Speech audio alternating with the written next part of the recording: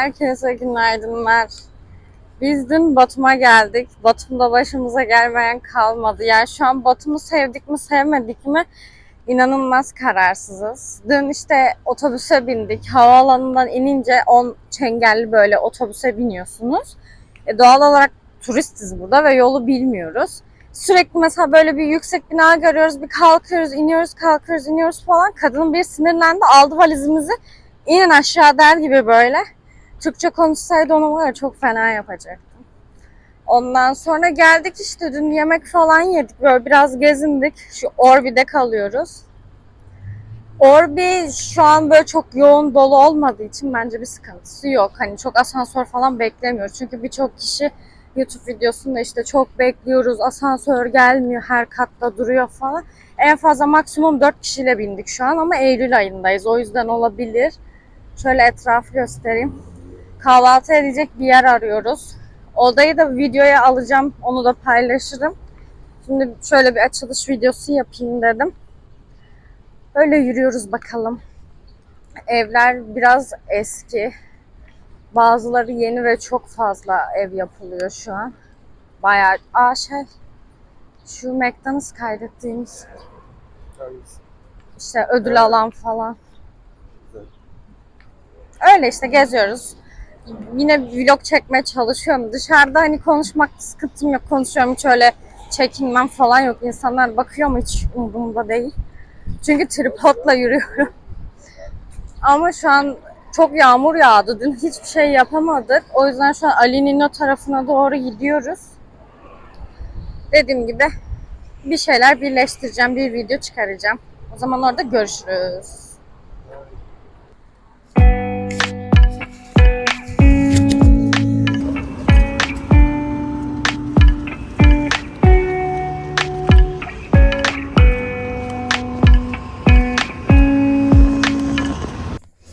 Evet arkadaşlar videoya Edirne'den devam ediyorum. Dedim ki madem video çekemedim bari bu da Batum'a gidecekler için hap bir video olsun. Yani böyle her şeyini anlatayım. İşte nasıl gittik, ne yaptık, nasıl döndük falan. İşte nerede ne yenir bu tarz bir video yapayım dedim. Çünkü vlog olmadı. Başımıza çok garip şeyler geldi ki zaten sanırım videonun başında da orada açılış yaparken anlatmıştım. Öncelikle şunu söyleyeyim. Airbnb'miz gerçekten iyiydi. Orbis'te kaldık. Zaten 3 tane sanırım Orbi var. Ama biz bu işte ışıklı olanda kaldık. Yani zaten videoda göreceksiniz. Fazlasıyla gösterdim. Birçok videoda şey diyordu. İşte asansörlerde çok bekliyorduk falan. Biz Eylül ayında gittiğimiz için büyük ihtimalle gerçekten bir yoğunluk yoktu. Yani en fazla 4 ya da hadi taş çatlasın 5 kişiyle falan bindik. Ev çok temizdi. Ev sahibimiz çok iyiydi. Tek sıkıntısı yani bu Orbi'nin değil Batum'un genel olarak taharet musluğu yok. Kardeşim sen bize sınırsın. Bizi niye hani özenerek bir taharet musluğu wow falan deyip yapmıyorsun? Yani gider falan da yok. Ev sahibi bize dedi ki arada bir dedi banyoda kötü bir koku oluşabilir. Çünkü dedi kanalizasyonları boşaltıyorlar dedi.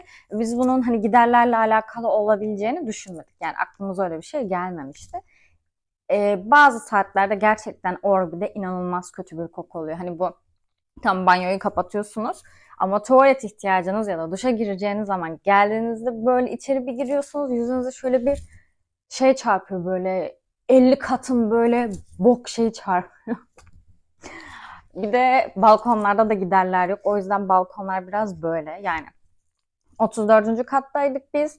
İlk çıktığımızda şöyle bir falan olduk. Çünkü gerçekten yüksek. Yani bayağı yüksek ki 34. kat okey ama altınızda da bir yükseklik var yani. Yine göstereceğim orayı da.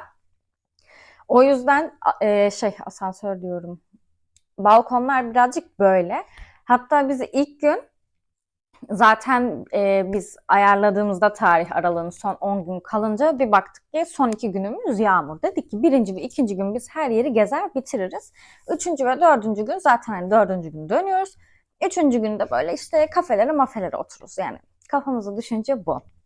Ama bir yere gidecekseniz bence ne kadar Batum küçük de olsa bence 4 gün yetmez. Çünkü biz keyfini çıkarmayı seviyoruz. Mesela gidiyorsun işte Bir yerde oturuyorsun, ediyorsun. Bu sefer zamanın kısıtlı olunca, ki biz birkaç tane turla falan da karşılaştık. Biz mesela rahat rahat yemeğimizi yiyoruz. İşte turu ben bu yüzden sevmiyorum. Hadi arkadaşlar kalkın gidiyoruz falan. Millet daha orada bir şeyler yiyor. Yani kendiniz böyle kendi başınıza gittiğinizde, ki gidip de böyle gezemeyeceğiniz hiçbir yer yok. Sonra sonra Bağdat bulunuyor. Bu arada diyorlar ki Batum'da herkes Türkçe biliyor. Bize Türkçe bilenin asla denk gelmedi. Asla. Ben Türkçe konuşan bir insan dahi görmedim. Bir tane, yalan olmasın, bir tane simit satan bir abi, kahvaltı edeceğiz. Daha hiçbir yer açılmamış. Artık böyle açlıktan böyle ellerimiz titriyor falan. Dedim ki şuradan 2 tane simit alalım. Simit oturup yiyelim yani. Ondan sonra abinin yanında da işte biz Türkçe konuşunca falan, aa dedi, Türk müsünüz, sizin burada ne işiniz var, İstanbul'dan buraya mı gelinir falan dedi. Dedik işte gezmeye geldik. İşte sadece şuralara gittiniz diye gittik dedik. Tamam, Batum bitmiş, gidin yani, İstanbul'a geri dönün dedi. Dedik abi sen ne yapıyorsun peki burada? Yıllar önce gelmiş, sanırım evlenmiş falan, öyle Batum'da kalmış.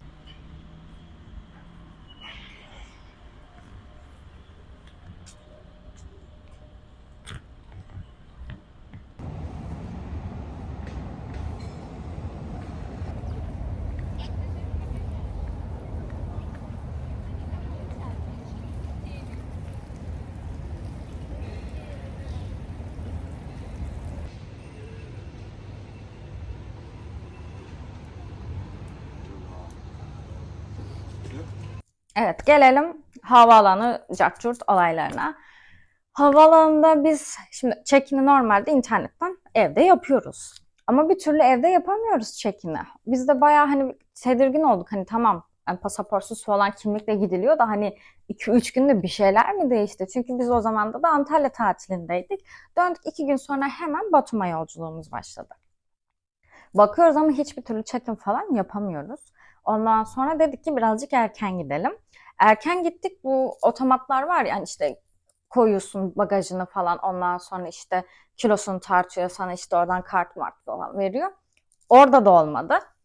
Orada çalışan bir kıza sorduk, dedik ki hani neden olmuyor? Çünkü en son orada şey yazıyor, pasaportunuzu okutun. Bizde de pasaport yok, kimlikle gidiliyor diye. Kadın dedi ki beni mi kandırıyorsunuz? Aynen, seni kandırıyoruz. Dedik ki hani gidip kontuarlara falan şey yapın.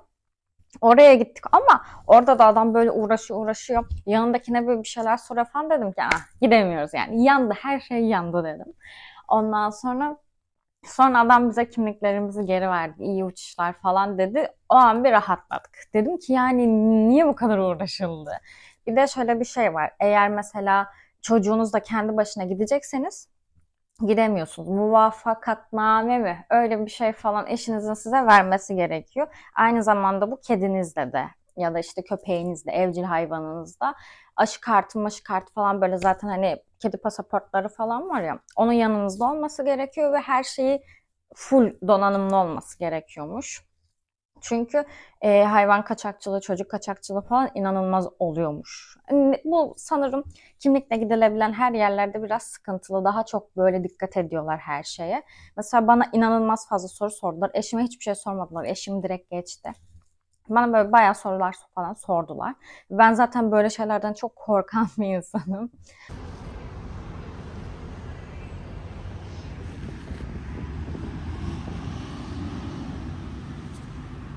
Arkadaşlar, ucuz uçak bileti bulursanız kesinlikle uçakla gidin. Çünkü biz dönüşte, anlatacağım, bayağı hani böyle bekledik ettik falan, ki biz demiştik ki o gün sanırım bir 3'te uçak vardı, bir de 7'de Rize'de. Dedik ki 7'yi alalım ki hani 12'de çıkacağız, yetişebilir miyiz, ne kadar yol gideceğiz, daha hiçbir şey bilmiyoruz falan. Bu arada random gelişti her şey yani bizde. Hani gerçekten gidişte hani otobüs şudur budur falan biliyorduk ama dönüşe hiç bakmamıştık. Hani bir gidelim, bir gezelim, dönüş o gün son gün hallederiz falan diyorduk. Bu arada otobüs ulaşımı gerçekten güzel. Ama otobüsler biraz Hindistan otobüsü gibi. Yani gerçekten çok kalabalık. Anlattım sanırım bu valizleri bizim atılmasını falan. Gerçekten o kadın Türkçe bilseydi ben o kadına çok fena kavga ederdim. Yaptığı terbiyesizlikti. Görüyorsun, valizlerle gelmişiz. Şimdi anlatayım. Uçaktan indik. Zaten havaalanından, pasaport kontrolünden falan çıktıktan sonra otobüs bizi bekliyordu. Şöyle bir şey var. Yanlış hatırlamıyorsam şu aşağıya yazarım. 10 numaralı otobüse bindik ama çengelli olan. Sanırım çengelli olan sahil kesiminden gidiyor. Direkt 10 olursa ya da 3'tü tam emin değilim, yazacağım. O biraz daha iç taraftan, AVM'nin olduğu taraftan gidiyormuş. Çünkü ben birkaç video izlediğimde büyük ihtimal o kişilere denk gelmemişti bu çengelle. Ee, işte AVM'nin orada indik, Orbi'ye bayağı yürüdük falan diyordular. Biz aslında yürümeyecektik. Orbi'nin hemen önünde zaten otobüs durağı mevcut. Şimdi biz orada bir çiftle tanıştık ve bunlar yani yaklaşık bir 10 kere falan gidip gelmişler. Botum'u çok seviyormuşlar. Yaşları da biraz bizden büyüktü. Biz de onların yanına oturduk ve sohbet ettik. İşte onlardan bilgiler falan aldık. Bu arada otobüse hani kartla direkt tık tık okutabiliyorsunuz. Hani öyle bir sıkıntı olmuyor. Sanırım 10 TL'ydi bir kişi. Yanlış hatırlamıyorsam. Onu da yazarım. Ama fiyatlar zaten sürekli değiştiğinden dolayı yani çok da yani şu an 10 liraysa yarın 20 lira. Her yerde böyle yani bu şekilde. Neyse işte nerede kalacaksınız şöyle böyle falan. Onlar da daha önceden orada kalmışlar. Dediler ki bizden bir durak sonra ineceksiniz. Biz size söyleyeceğiz. Ama otobüs o kadar dolu ki şimdi benim yan tarafımda eşim ve aramızda artık bir 20 kişi falan olmaya başladı. Ve hani e, Gebze Harem minibüsüne döndü gerçekten. Hani bir tık daha büyük tabii ki Gebze Harem'den ama hani bakarsın doluysa binmezsin değil mi? Başka bir otobüs beklersin. Ya böyle en yoğun saatine denk geldik. Bilmiyorum ama feciydi. Artık inanılmaz bunaldım. Ve hani abla diyorum ki hani daha gelmedik mi falan diyor ki az kaldı az kaldı. Şimdi göremediği için şöyle bir kalkıyor bakıyor. Ondan sonra geri oturuyor diyor ki hani daha gelmedik falan diyor. Ben de hani eşimle konuşmaya çalışıyorum ki hani bak birazdan ineceğiz işte hani şöyle böyle falan. Ondan sonra ben de hani şöyle kalkıp böyle geri oturuyorum. Kalkıp geri oturuyorum falan. Kadın da sinirlendi. En sonunda abla dedi ki yanımdaki oturan. Çok yoğunlaştı otobüs dedi. Biz biraz dedi öne doğru çıkalım dedi ki hani inerken insanları bekletmeyelim. Bak biz yine turist olmamıza rağmen oranın halkını düşünüyoruz. Çünkü genel olarak insanlar Uber falan çağırıyor ya da Bolt çağırıyor. Ben bu arada e-sim aldım ama bir daha asla e-sim alacağımı düşünmüyorum. Giderim direkt havaalanından alırım. Zaten benim yedek telefonum var. Tık ona takarım. Şak şak şak istediğim yere giderim. Biz e-sim'i aldık rahatız dedik ki havaalanına gideriz, Bolt'umuzu çağırırız rahat rahat evimize tuttuğumuz eve gideriz. Öyle olmadı. İnternetim bir türlü çalışmadı. Ve aktifliğini de yaptım yani. Zaten havaalanına iner inmez benim telefonum direkt işte botumun saatine göre ayarlandı falan direkt böyle değişti. Mesela eşimde saat 10'sa bende 11 falandı. Ama bir türlü Bolt ya da işte Uber falan çağıramadık. Ondan sonra biz de dedik ki zaten otobüsü biliyorduk. Otobüse bindik. Binmez olaydık. İşte ben şöyle hani kalktım biraz daha böyle valizlerimizi falan hani şöyle kenara ittireyim falan diye uğraşırken o sırada da otobüsün kapısı açıldı. Yani biz tuşa muşa hiçbir şey basmadık. Kadın böyle bize falan böyle bir şeyler demeye başladı ama sesi o kadar yüksek ki bağırıyor ve otobüs o kadar herkes gergin ki hani biz o 10 dakika yol gittiysek bile 3 kişi falan kavga etmiştir. Hani kimse demesin Batum'daki insanlar çok mutlu falan. Ben hiç öyle bir mutluluk görmedim. Bir iki olay daha yaşadık onu da anlatacağım. Bence herkes çok gergin. Yani özellikle yaşı biraz daha büyük olanlar. Hiç de hürmet falan beklemesin öyle insanlar. Ben çok sinir oldum. Neyse kadın aldı bizim valizimizi böyle ittirmeye başladı. Yani yanımdaki ablanın valizini ittirdi. Benim valizimi ittirmeye kalksaydı ben onun kafasına bu valizi geçirirdim. O kadar sinirlendim. Sen niye valizi ittiriyorsun? İnmeyeceğiz yani. Ondan sonra yani kadının da yaşı büyük ve uçakta da sanırım düşmüş. Hani buz falan getirmişti hostesler. Yani kadının yaşı büyük, senden de büyük. Niye kadının valizini ittiriyorsun? Ondan sonra biz de sinirlendik yani sen ne yapıyorsun falan diye. Neyse bu bizim hepimizi itti otobüsten. Ve kaldırımlardan iniyorsun çıkıyorsun. İniyorsun çıkıyorsun. Hani düz bir yol yok.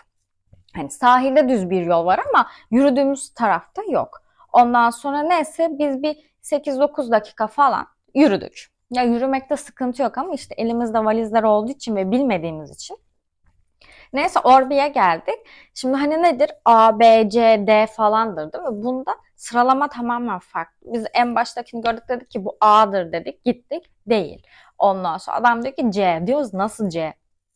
Sonra bir de şey hani böyle kapının girişinde yazıyor sadece ve Orbi'lerin içlerine doğru giderken de biraz yürüyorsunuz. Yani yaklaşık 2 kere 2 köşeye gittik.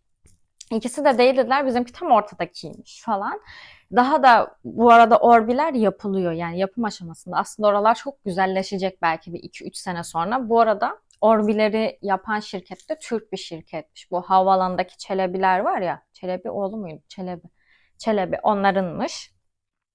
3 tane Orbi var yanlış bilmiyorsam. Neyse.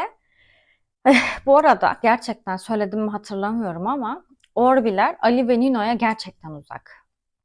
Yani aslında biz yürümeyi çok seviyoruz. Hatta biz ilk dedik ki araba falan kiralayalım. Zaten ucuz. Gezeriz, gezeriz, gezeriz falan dedik.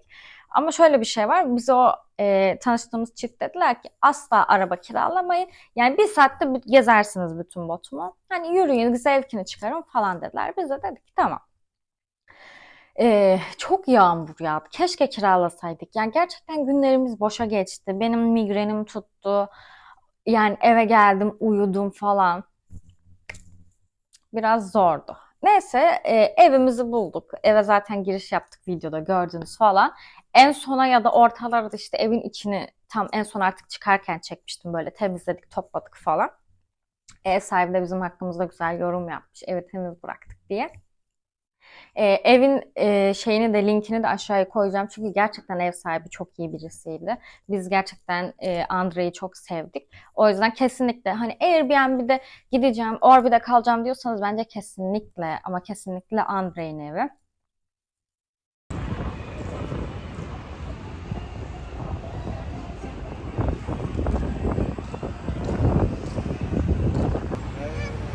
Hoş geldin de var. Bak hoş geldin. Biraz arabalardan falan bahsedeceğim. Daha çok böyle Toyota, Lexus'lar ve hani biraz daha lüks segmentteki araçları falan gördük. İşte X5 falan. X5 değil pardon X9'du yanlış hatırlamıyorsam. Ama şöyle bir şey var. Yani eşim sinir krizi geçirdi. Diyor ki arkadan bakıyoruz diyoruz ki ay araba ne kadar güzel falan böyle. Bu arada sanırım egzoz falan serbest çünkü herkes böyle tut tut tut tut tut diye böyle gidiyor falan. Ee, Şöyle bir şey var ama hani eşimin dediğine göre ben çok anlamam. Motor hacimleri geniş ve büyük olduğu için hani böyle şeylere izin veriliyormuş. Hani bizdeki gibi böyle iğrenç bir egzoz sesi falan yok. Egzoz sesleri gerçekten beni bile böyle dedirttirdi. Ama ön şey neydi ya? Arabanın önü tampon. Tamponlar arkadaşlar yok. Yani şuraya bir fotoğraf çekmiştim. Onu koyarım ki bu hani biraz daha normaliydi. Mesela düşünün Lexus çok güzel bir araba. Bakıyorsunuz arkadan falan böyle sağdan soldan çok güzel. Öne bir bakıyorsunuz tampon yok. Arabanın ön bütün takımı gözüküyor falan.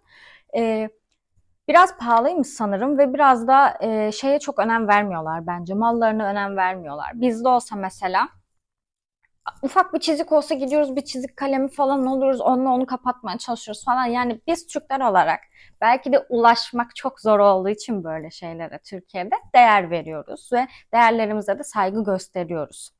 Hani arabayı aldıktan sonra arabanın her şey sana ait sonuçta değil mi? Hani bunu yaptır. Yok. Hani güzelliğine bence önem vermiyorlar. Biz arabada ya da evde bence güzelliğe önem veriyoruz Türk halkı olarak. Değer veriyoruz. Bunlarda öyle bir şey yok. Arabanın böyle önü tamamen açık gidiyor falan diyorum ki ne olmuş bu araba yeni mi kaza geçirmiş falan. Yani biz ilk başta öyle düşündük. Hatta dedik ki ne kadar çok kaza geçiren araba var falan. Biraz araştırdıktan sonra hatta mesela atıyorum otoparklarda ya da işte herhangi bir kaldırıma falan park edeceksiniz ya. Ön taraf tamamen kaldırıma sıfıra sıfır yani böyle sürtmüş böyle vırt diye geçmiş böyle. Yani gerçekten çok sinirlendim. Bir de arabaları şey olarak görebilirsiniz. Hem direksiyon solda hem sağda yani ikisine de izin vermişler. Bir bakıyorsunuz adam solda arabayı kullanıyor. Bir bakıyorsunuz direksiyon sağda falan. Bu da biraz garip. Yani ya soldandır ya sağdandır. İkisini ilk defa böyle gördüm ben de. Bilmiyorum şaşırdım açıkçası.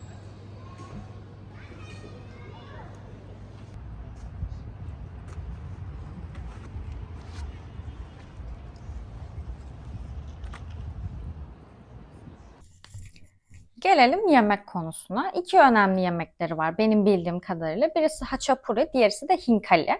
Hinkali işte Gürcü mantısı. Haçapuri de Gürcü pidesi. Niye bu kadar zorlandım anlatırken? Gürcü pidesi gerçekten çok iyiydi. Biz Tavaduri restoranda yedik. TripAdvisor'da işte böyle restoran falan böyle arattığınızda Heart of Batumi ya da Heart Batumi miydi? Tam hatırlamıyorum. En iyi yer orada çıkıyordu. Ama YouTube'da birkaç YouTuber'da izlediğime göre buranın bir şişirme bir restoran olduğunu, işte yarım saat 40 dakika belki 50 dakika bekleyenlerin olduğu bir restoranmış. Evet, gerçekten Batum'da birazcık yemekler geç servis ediliyor. Hani bu restoranın kalabalıklığından falan değil bence. Birazcık Batum halkını biz Edirne'de yaşıyoruz. Birazcık Edirne'nin halkına benzettim. Edirne'de de birazcık bu hani tamam geç sipariş verme, yok sipariş değil, geç sipariş gelme falan olayı yok ama insanlar birazcık rahat. Hani paraya doymuş insanlar. Bence Batum'da da birazcık bu var. Mesela hani dükkanın içine giriyorsunuz. Bak Türkiye'de hemen böyle gelirler. Buyur abla şuraya otur, buraya otur, şöyle böyle falan ilgilenirler. O kadar rahat ki kadının elinde sigara falan. Yani hani biz buraya gelmişiz, tamam mı? Sen bizden bir para kazanacaksın. Yani işte doymuş, işte doymuş olduğu için böyle. Güler yüz sıfır. Hani şimdi alta yorum yazacaksınız eminim. İşte hiç de öyle değil, Batum'da herkes güler yüzlü falan. Allah için. Bak gerçekten Batum'a giden varsa yazsın. Gerçekten yok. Yani amcalar falan çok tatlılar ama kadınların hepsi böyle. Evet, haçapuri ve hinkali diyordum.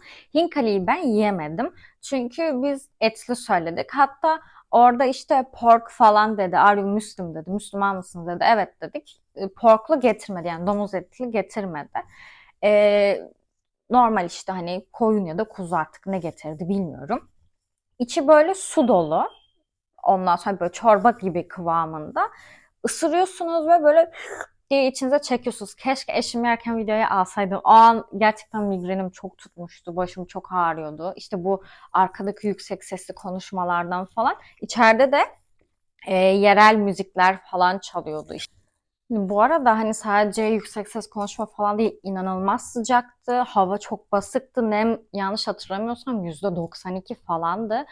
Ee, O yüzden biraz böyle boğulmuştum. Yemeklerin de o ağır kokusu beni mahvetti zaten.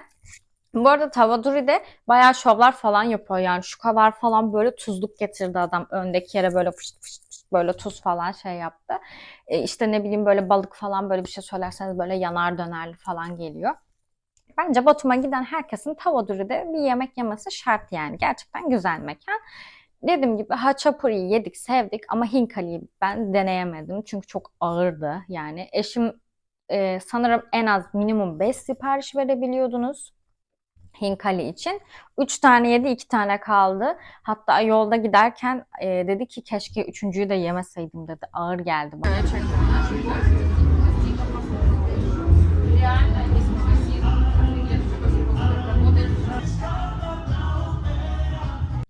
Bu arada hava yani hani Eylül ayında olmasına rağmen insanlar denize falan giriyordu. Yani biz böyle Orbi'ye girip çıkarken falan böyle havluya sarılmış insanlar denizden geliyordu. Yani Eylül ayında da denize giriliyor Batum'da.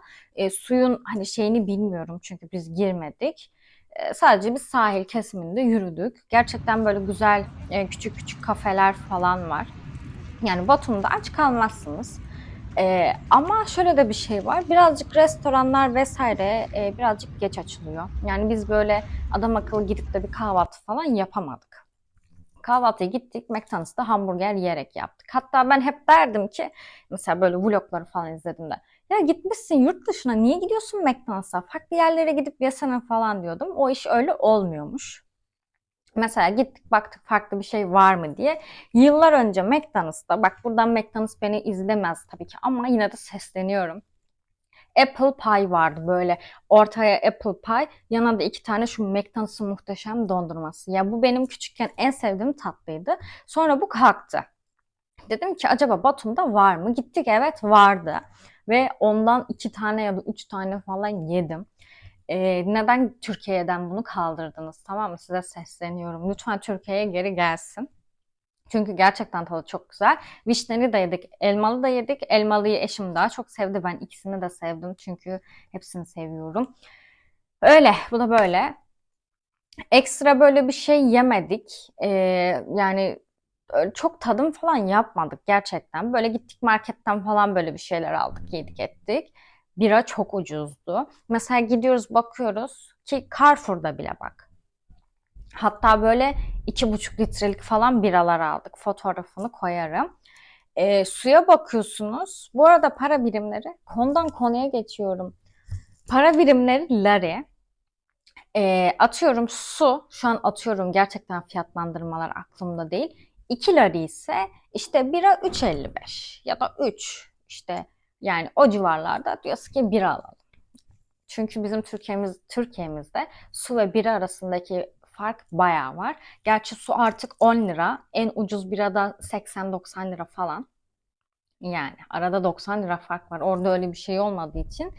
Ve kuruş paraya bira alabiliyorsunuz. Biz de kuruş paraya hiçbir şey alamıyoruz ki 5 lira da artık kuruş oldu.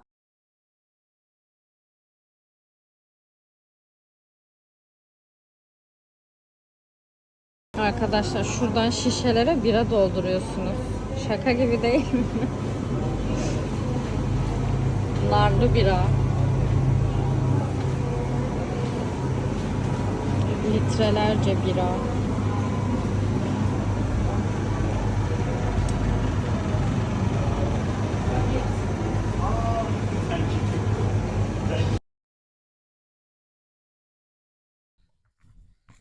Batum bu arada Karadeniz'in Las Vegas'ı. Bu gerçekten okey yani.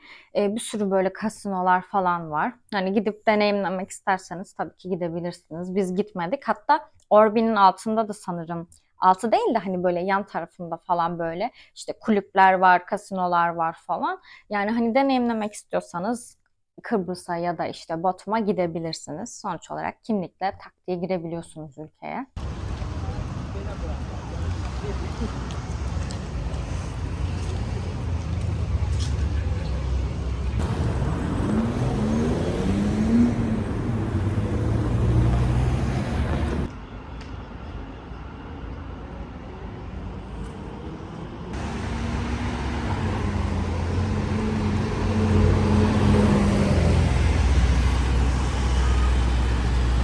Bu arada hani bira falan demişken Batum'un yerel içkisi şaşa.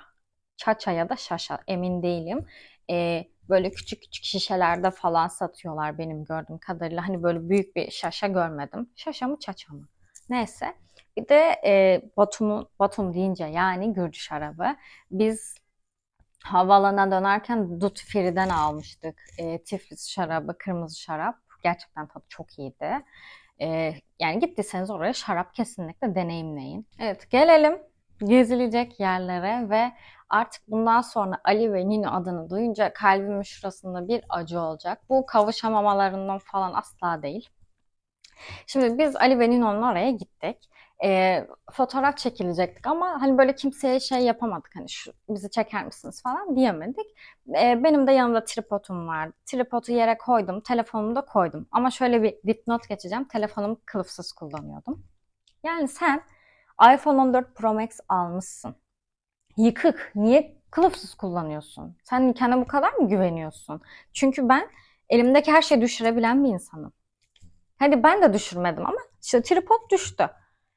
Orada işte neyse koyduk, yerleştirdik, fotoğraf çekildik. 2-3 tane çekildik. Doyumsuz, niye doymuyorsun? Bir tane daha çekilelim istedim. Gördün çekilme işte. Kendime o kadar sinirleniyorum ki. Ve gittik ikinci günümüz yani. Tak, tripod bir düştü. Yani çat diye bir arka şeyin ekranın kırılma sesi geldi zaten. Ali'ye diyorum ki eşime inşallah kulağım falan hani böyle şey olmuştur. Hani umarım bu ses doğru değildir falan. Hatta orada böyle çevremizde bulunan insanlar falan herkes böyle falan yaptı. Herkes benim bu telefonu kaldırıp o şeyimi tepkimi falan beklediler. Ben yapınca insanlar herkes böyle üzüldü falan. Yani o an benim için Batum bitti. Çünkü ben fotoğraf çekilirken dalga geçtim aslında. Yani yersiz bir şeydi gerçekten. Dedim ki Ali ve Nino kavuşamadı, Ali ve Çiso kavuştu dedim. Sonra Ali ve Nino işte beni böyle ters döndürttürdü mezarlarında. Evet, Ali Gürcü, yok Ali Gürcü değil, Ali Azeri bir genç, Nino da Gürcü bir işte kız. Bunlar işte aşk yaşıyorlar ama şöyle de bir şey var. Bir yerde okuduğumuza göre Ali ve Nino evlenmiş, çocukları falan olmuş ama Ali savaşa gittikten sonra vefat etmiş diye bir şey aldık. Hani çocukları olduysa ki eğer kavuşmuşlar, bu bir kavuşamama falan değil. Ama birçok kaynakta da şey yazıyor. Hiç hani kavuşamadan işte zaten hani dini olaylardan dolayı hani aileler istememiş. Ali de savaşa gidince hani orada vefat ediyor ve kavuşamıyorlar. Hani olay bu diye biliniyor. Ama dediğim gibi eğer gerçekten çocukları falan da olduysa bu bir kavuşamama falan değil. Yani kavuşmuşlar, daha ne yapsınlar, yani evlenmişler. Neyse, artık gerçekten Ali ve Nino benim için bir ızdırap yani. Hani böyle bir Ali ve Nino'ya gittiniz mi falan dediğinde direkt başlıyorum ağlamaya. Telefonumu düşürdüm falan diye. Bu da benim için böyle bir anı. Ve bu telefon düşünce sanki Orbi'ye geri dönünce telefonum düzelecekmiş gibi bizim modumuz o kadar düştü ki başladık böyle şeye, eve doğru dönmeye, ki dediğim gibi arada da mesafe var. O kadar böyle moralimiz bozuldu ki hani gerçekten eve gidince de hiçbir şey düzelmedi. Yani sadece böyle mala bağlamış şekilde böyle dedim ki niye kılıfsız kullanıyorum ki telefonumu? Oturdum böyle kendime kızdım falan. Şimdi oradaki normal olan yerleri size anlatacağım. Bu arada Ali ve Nino gerçekten böyle gözüktüğü gibi devasa bir yapı değil. Yavaş yavaş böyle mekanizmadan böyle birbirlerinin içine giriyorlar. Böyle birbirlerine kavuşamadan böyle gidiyorlar. 7 metre uzunluğundaymış.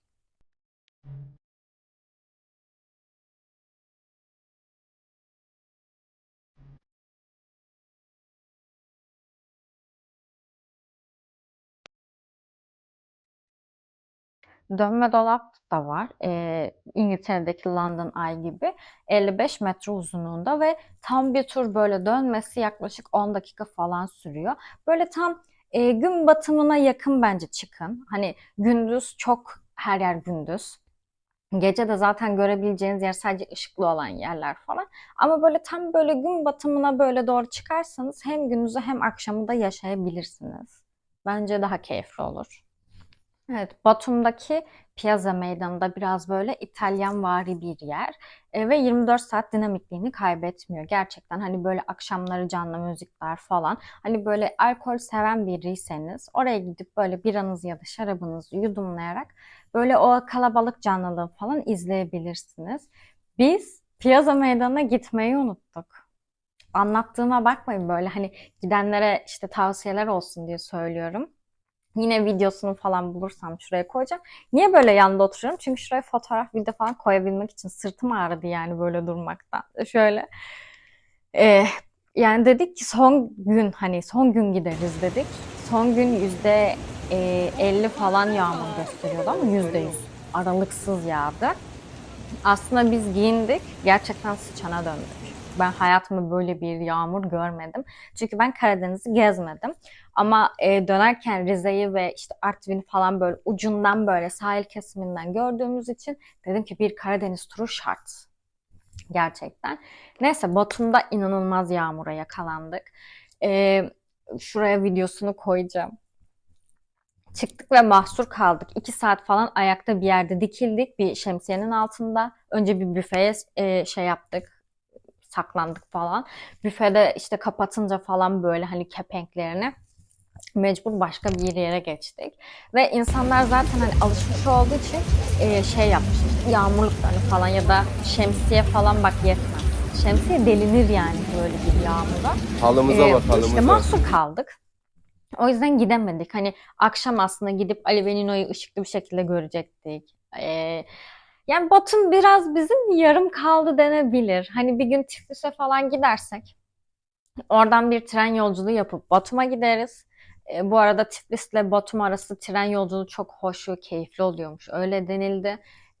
Oradan da tekrar Rize'den artık Artvin'den geçiş yaparız ülkeye. Çünkü gerçekten böyle hani yaşayamadık şehre. Öyle diyebilirim. Ama yine de size tavsiyeler olsun diye açıklama kısmını zaten upuzun yazmayı düşünüyorum. Hani burada videoda anlatırken unutabileceğim şeyler tabii ki olabilir. Böyle en ince detaylarına kadar aşağıya yazacağım. Aşağıdaki açıklama kısmını okuyun. Böyle gittiğimiz yerlerin falan böyle konumlarını, işte linklerini koyacağım aşağıya.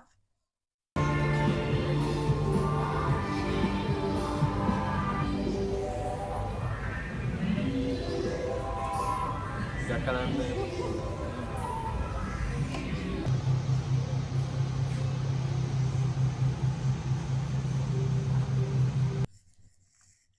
Bir de biz gezinirken bir tane ev, camı böyle demirli ama içinde cam yok yani, sadece demir. Bir tane kedi böyle önümüzden fırladı gitti ama böyle hani arkasına bakmadan koştu. Arkasından da bir tane kara bir kedi sıkıştı. Ondan sonra hemen yardım falan ettik. Çünkü bizim de kedimiz var. Ondan sonra baktık hani böyle can çekişiyor hayvan. Hani yardımcı olmaya çalıştık falan. Arkadan da kadın, yani büyük ihtimal kedinin sahibi ya da orası otel miydi emin değilim. Bize böyle yapıyor. Kediyi ittirin, içeri ittirin diyor. Nasıl ittirelim? Sıkışmış hayvan. Neyse biz kediyi kurtardık falan. Kadın kapıyı açtı, birden böyle bize bağırmaya falan başladı. Biz o kediyi kurtarırken de yanımızda bir tane hani bebek pusatiyle gezen bir kadın vardı. Ondan sonra biz kurtarıyoruz falan diye kediyi sevindi kadın. Büyük ihtimal zaten Gürcistanlı. Sonra o kadın bize çıkıp falan bağırmaya başlayınca biz şöyle bir şaşırdık, yani biz senin kedini kurtardık manyak. Niye bağırıyorsun bize?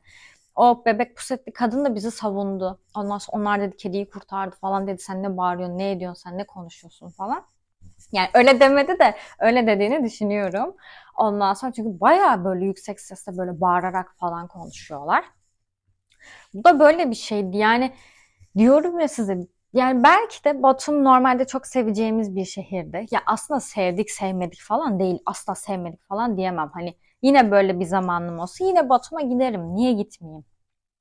Ama insanlara böyle birazcık, yani dediğim gibi biz hep kötü şeyler yaşadık. Ee, Böyle yani. Böyle teleferik yolculuklarını falan seviyorsanız Anuria Tepesi'ydi sanırım. Aynen. Anuria Dağı'na konumlanan. Hani böyle teleferikle yukarı doğru çıkarken denizi, yeşilliği falan böyle Batum'u tepeden böyle izleyebileceğiniz bir şey. Ama ben bu teleferik olaylarından bir tık artık korkuyorum. Antalya'dakini biz bilmiştik ve ondan sonra böyle bir olay falan yaşandı ya. Bilmiyorum, ben teleferik tarzı şeylerden çok korkuyorum. Hani böyle şeylerden mahsur kalmaktan korkuyorum. Çünkü benim korktuğum şeyler hep başıma geliyor. Alakasız su kaydıraklarından korkardım ve çok fena düştüm. Yıllar önce şu kaşımın altında tam 7 tane ya da 9 tane falan dikiş var. O yüzden hani böyle korkularımın üstüne ben gitmeyi sevmiyorum. Bir şeyden korkuyorsam ve böyle benim içime doğuyorsa kesin benim başıma bir şey gelir. Keşke telefonumun düşeceğini de önceden aklıma şey yapsaydı. Kılıf taksaydım. Neyse, bu teleferik istasyonunda işte en yukarıya çıktığınızdan sonra işte restoranlar, kafeler, böyle hediyelik eşya yerleri falan var. Bence hediyelik eşya yerlerini böyle daha çok turistik olmayan yerlerden alın. Çünkü gerçekten üstüne fark koyuyorlar. Diyor ki ha bu para vermiş, teleferikle yukarıya çıkmış. Aşağıda atıyorum 5 lira ise yukarıda 9 lira, 10 lira. Hani gidin böyle daha çok turistik olmayan yerlerden falan alışverişlerinizi yapın.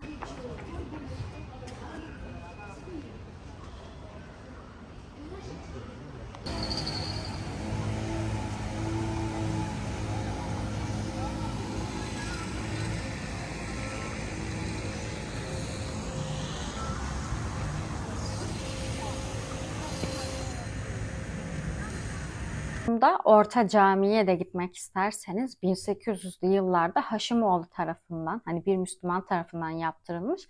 O zaman işte 3 tane varmış cami ve ortadaki cami olduğu için adı Orta Cami. Ama şu an Batum'daki tek camiymiş ve işte müftülükler vesaire falan o tarz şeyler şu an sadece orada yapılıyormuş.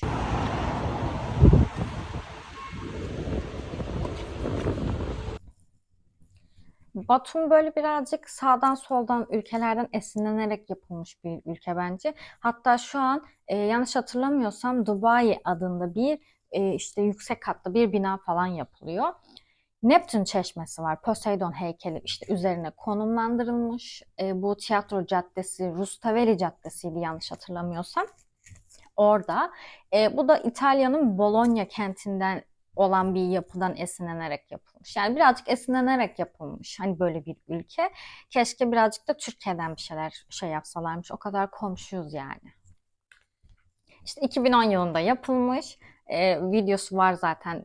İşte fotoğraf falan da çekilmiştik. Bunları da buraya ekleyeceğim. Dediğim gibi bütün açıklamalarını aşağıya yazacağım.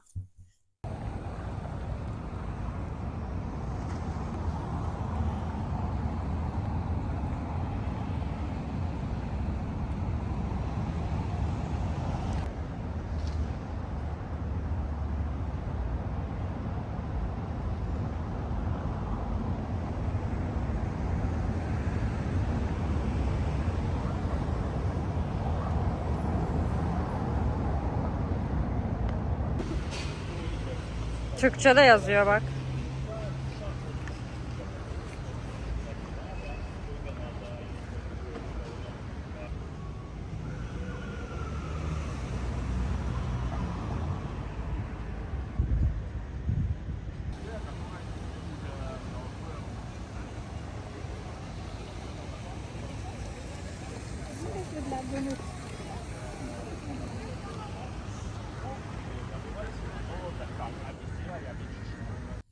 Üçüncü günümüz işte zaten full yağmurla geçti.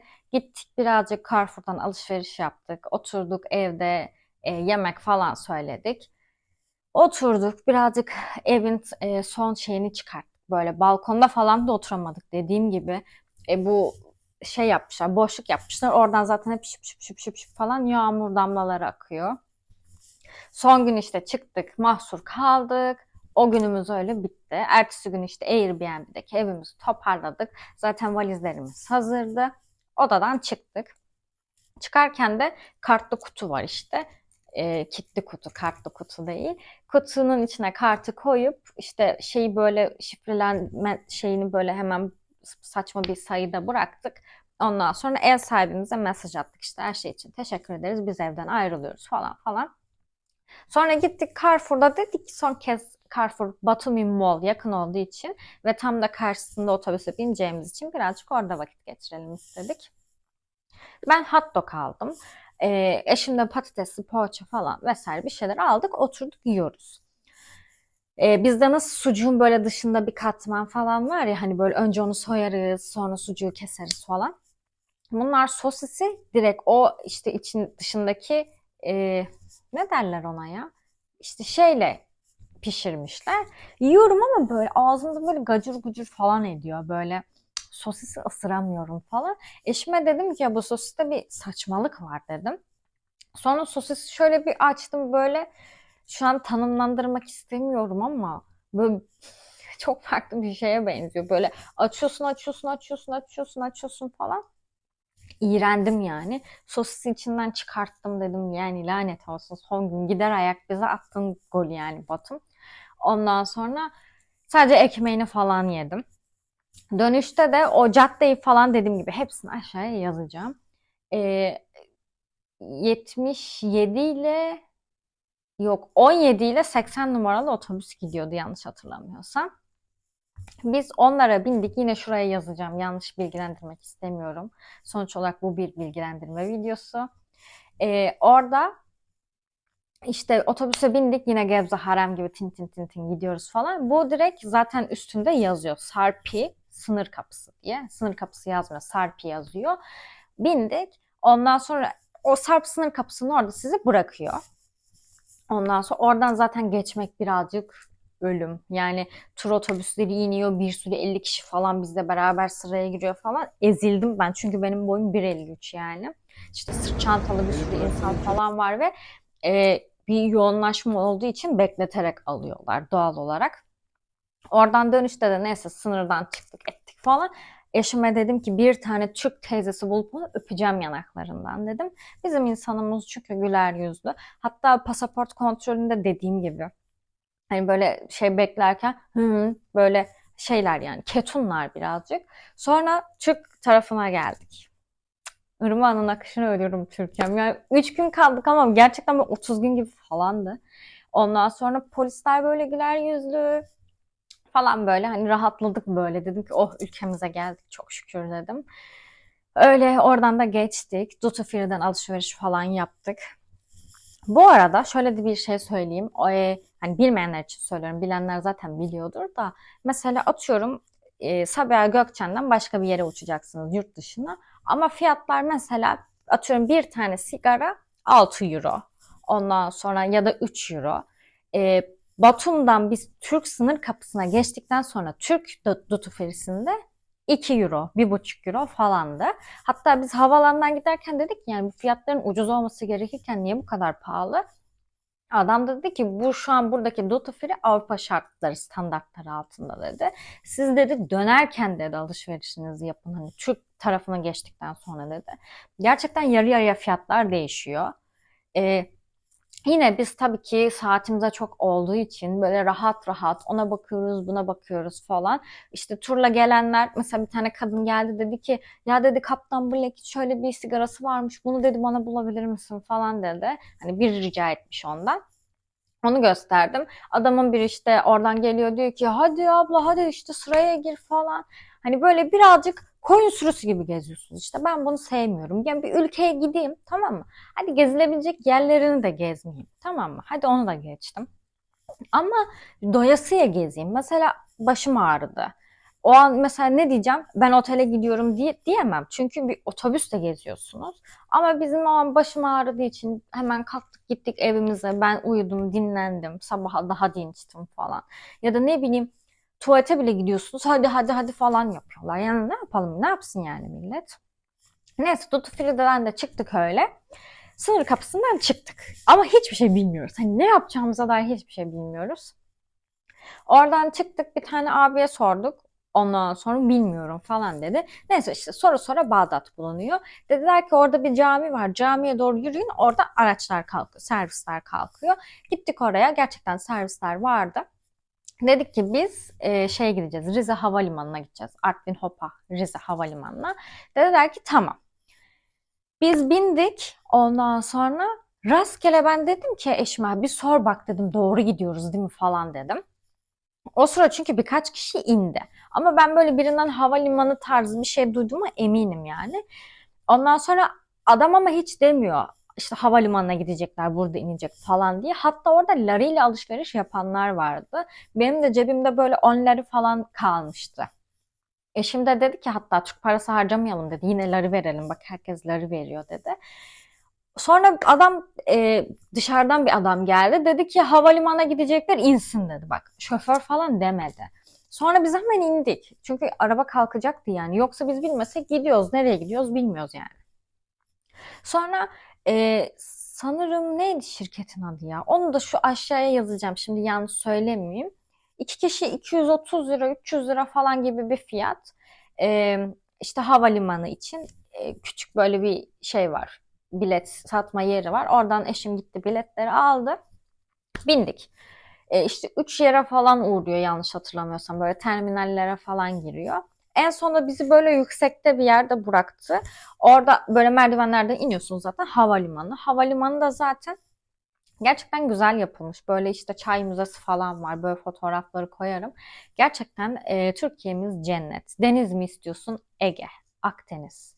Ondan sonra işte yeşillik mi istiyorsun? Karadeniz. Hani böyle yemek kültürünü gezeyim, yiyeyim diyorsanız yine böyle işte Adana, Hatay, Antep. Gerçekten ülkemiz cennet ya.